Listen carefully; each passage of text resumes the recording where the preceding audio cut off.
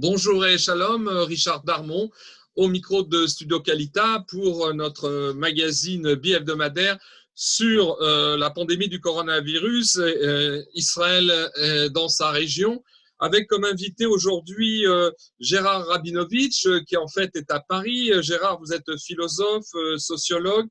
Vous êtes aussi actuellement directeur de l'Institut Emmanuel Lévinas de l'Alliance israélite universelle à Paris. Et vous êtes un chercheur qui a longtemps travaillé au CNRS dans votre discipline mère, j'allais dire, la philosophie politique. Et vous êtes aussi l'auteur de nombreux ouvrages dans ces domaines, dont deux des plus récents me reviennent à l'esprit, Les leçons de la Shoah et aussi de la destructivité humaine.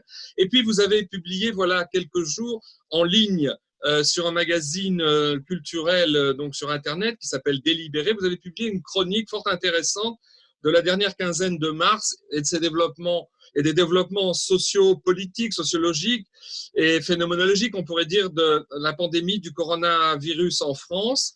Et ce qui m'a donné un petit peu l'occasion de vous contacter, parce que ce dont nous allons parler aujourd'hui, c'est d'une mise en parallèle, d'une mise en face à face, complémentarité et différence entre, j'allais dire, le vécu et la gestion de cette pandémie en France, ou plus largement en Europe, et le vécu de cette pandémie et sa gestion en Israël, parce qu'il y a évidemment des différences. Alors, qu'est-ce qui vous a poussé, si je puis dire, ce serait une entrée en matière, Gérard, à écrire cette chronique un peu inattendue, parce que vous faites plutôt des ouvrages de fond, et là, vous vous êtes livré à une discipline très hébraïque qui s'appelle Inyane Deyoma, c'est-à-dire les sujets du jour, à brûle-pourpoint, une chronique donc de la France sous le coronavirus.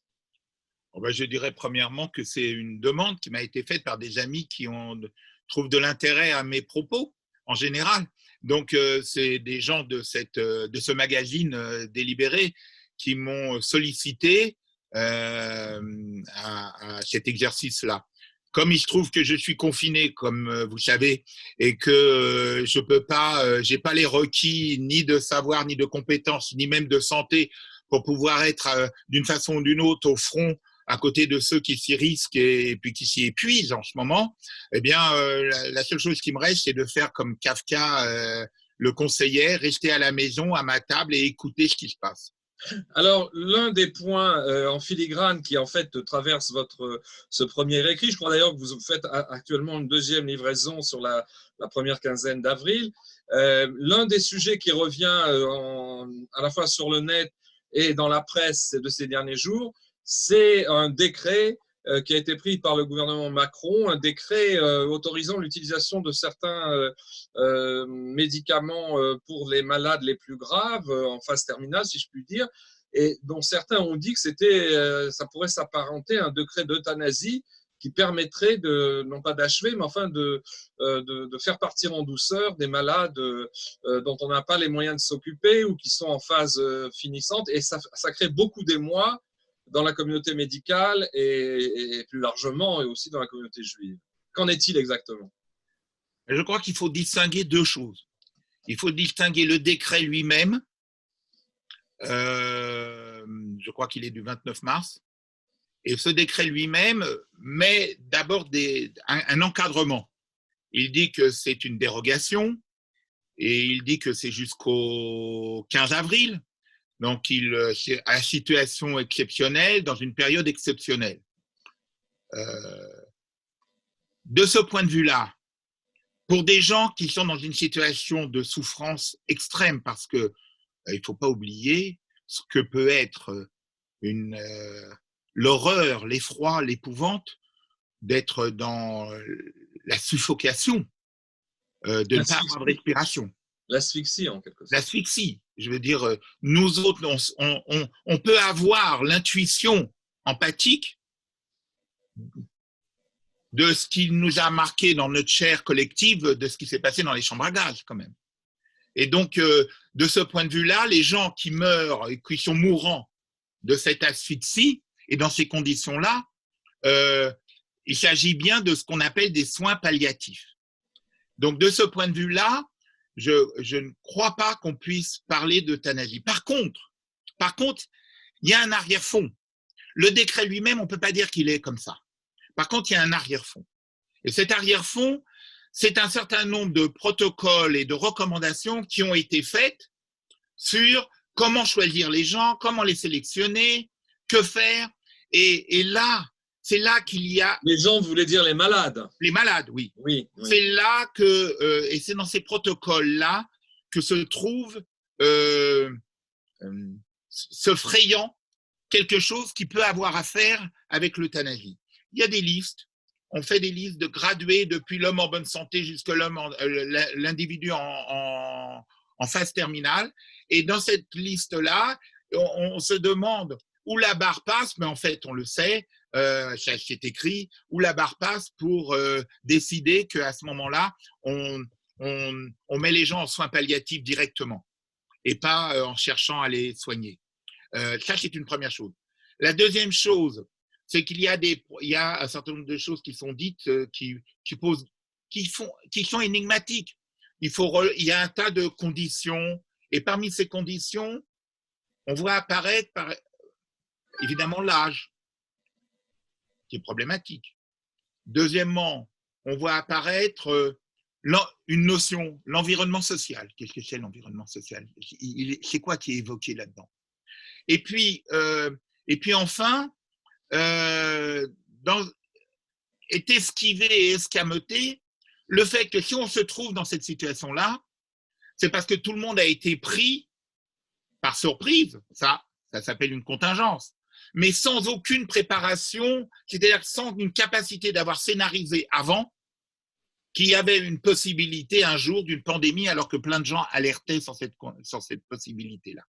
Et ça, c'est une indigence, je dirais, contingente, qui fait que, d'une part, il y a des protocoles cadrés qui sont ceux des soins palliatifs et qui n'en sortent pas, et de ce point de vue, mais un contexte et avec des recommandations à travers lesquelles on voit l'euthanasie pointer son nez.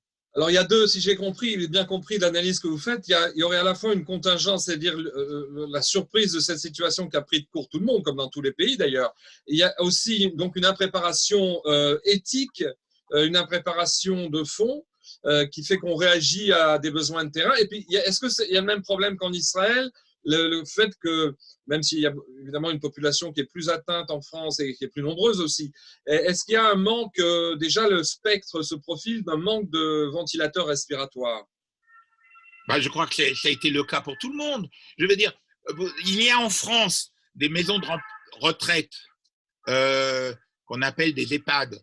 Or, celles-ci, il y a un nombre de morts énorme dans ces maisons de retraite, et celles-ci avaient reçu déjà des messages de la part des services hospitaliers qui allaient être débordés, qu'ils pouvaient éventuellement prendre 2-3 personnes. Il y a des témoignages dans la presse qu'ils pouvaient éventuellement prendre 2-3 personnes dans un EHPAD, mais que les autres, dans un EHPAD, pardon, mais les autres, ils n'allaient pas pouvoir les prendre. Donc, qu'est-ce qui restait à faire pour les autres qui n'allaient pas pouvoir être soignés? Eh bien, il restait que le recours aux soins palliatifs. Oui, c'est là où ça frotte et c'est là où il y a un problème. Les soins palliatifs en soi, ils ne sont pas illégitimes et ils sortent pas du cadre de ce qui est et à la fois, je dirais, pour les Juifs, le pikuach nefesh et pour la déontologie médicale, le serment d'Hippocrate. Mais la contextualisation qui intègre la possibilité d'une façon instrumentale qu'on puisse passer par l'euthanasie, c'est là que ça se niche. Et c'est contraire au fait que et ça rentre en butée avec le fait que des médications possibles sont ralenties. Je n'ai pas d'avis là-dessus, je ne suis pas un clinicien, j'observe, mais je n'ai pas l'avis pour dire est-ce que le professeur Didier Raoult propose est efficace ou pas. Ça, je n'ai pas d'avis. Mais je vois des arguments de bureaucratie, des arguments d'administration qui s'opposent à la possibilité de recourir à ces médications, et en s'opposant à ces médications sous des prétextes de protocole de validation, eh bien, on pousse dans la direction d'options qui s'apparentent à de l'euthanasie. Et c'est d'ailleurs ça, d'après les échos que nous en avons, qui inquiète pas mal de médecins du corps médical français et aussi beaucoup de médecins juifs. Alors justement, en réfraction, puisque vous êtes un observateur de la scène européenne et française, mais bien sûr, vous savez ce qui se passe en Israël et vous êtes concerné au plus haut point, ne serait-ce que par vos ouvrages et votre recherche. Comment vous voyez en réfraction de Paris les options, parce que les mêmes problèmes existent en Israël, dans le sens où c'est la course à la fabrication des ventilateurs pour que si l'épidémie se développant, on ne soit pas à court et on ne soit pas aussi poussé à faire des choix comme cela, puisque ce problème s'est aussi posé en Israël dans différentes analyses et dans différents lieux de presse. On a bien compris qu'il fallait fabriquer un maximum de ventilateurs pour ne pas avoir à faire ce genre de choix terrible. Mais comment vous voyez, disons, depuis Paris, la gestion globale de la crise en Israël? On pourrait dire, sans faire de grands exposés, qui seraient là deux avantages en fait. D'une part, le fait que la population est habituée aux crises et aux états d'urgence, notamment sécuritaires, et qu'elle a l'habitude de pouvoir changer, elle a, disons, ancré dans les gènes, on pourrait dire, ou dans les gènes sociaux, la possibilité de switcher d'une situation normale à une situation complètement de crise. Et ça, c'est depuis la création de l'État d'Israël, avec, j'ai compté qu'à part les guerres et si on ajoute les intifadas et les crises, il y a eu à peu près plus d'une quinzaine de moments de crise où l'existence d'Israël pouvait être en jeu. Ça, c'est la première différence. La seconde, c'est que, évidemment, mais on n'aura peut-être pas le temps d'en parler longuement ici, mais c'est qu'Israël dispose d'un leadership militaire et de défense avec des outils qui lui permettent au niveau logistique de pouvoir réagir assez vite dans les situations catastrophes auxquels s'exerce d'ailleurs l'armée et les services de défense passive depuis des années et des années, que ce soit des attaques massives aux missiles, donc des scénarios d'attaques massives aux missiles ou alors des tremblements de terre, etc. Et il y avait même dans Tsahal des exercices de pandémie. Alors comment vous voyez, est-ce que c'est simplement ces différences sociologiques et historiques qui font qu'on réagit ici différemment, ou c'est aussi pour des raisons plus profondes de mentalité hébraïque et juive? Alors, j'aime bien que vous ayez employé le mot mentalité parce que je pense que c'est un mot-clé.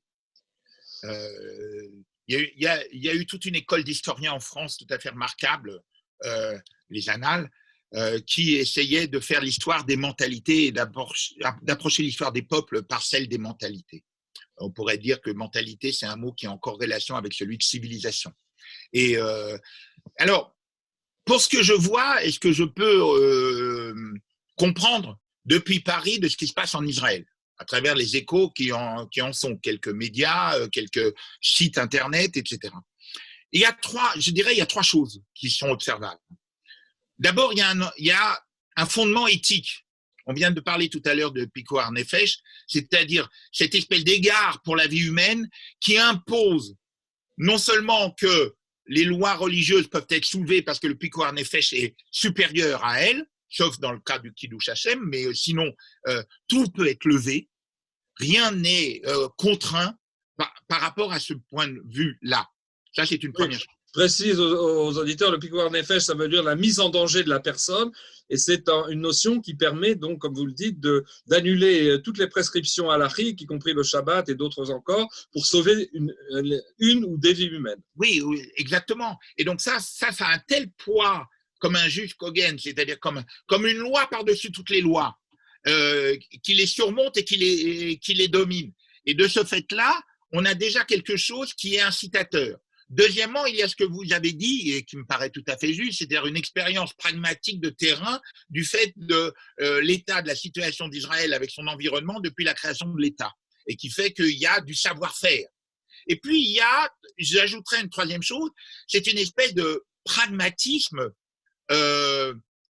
qui fait que on n'attend pas en Israël que l'État fasse un appel d'offres.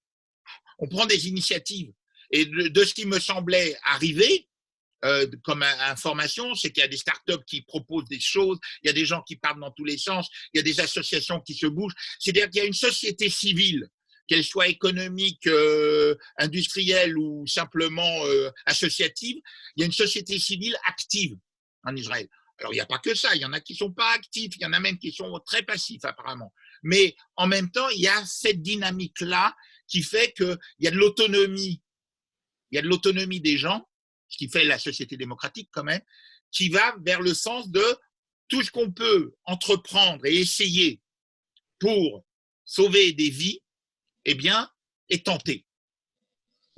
Bien, comme le temps nous est compté, je crois qu'on va devoir suspendre notre débat. Je me réserve la possibilité de vous rejoindre dans les jours qui viennent, la semaine prochaine ou à l'occasion d'un autre magazine dans lequel on analysera peut-être plus encore le phénomène comparatif, si on peut dire, France, Europe, Israël, en espérant que dans les jours qui viennent, et aussi bien en France qu'en Israël, eh bien la pandémie sera en train sur sa phase de descente. Je vous remercie Gérard pour ces quelques mots. Je vous souhaite un bon Pessah à Paris et de tenir le coup et de pondre cette deuxième rubrique chronique donc d'avril, de la première quinzaine d'avril.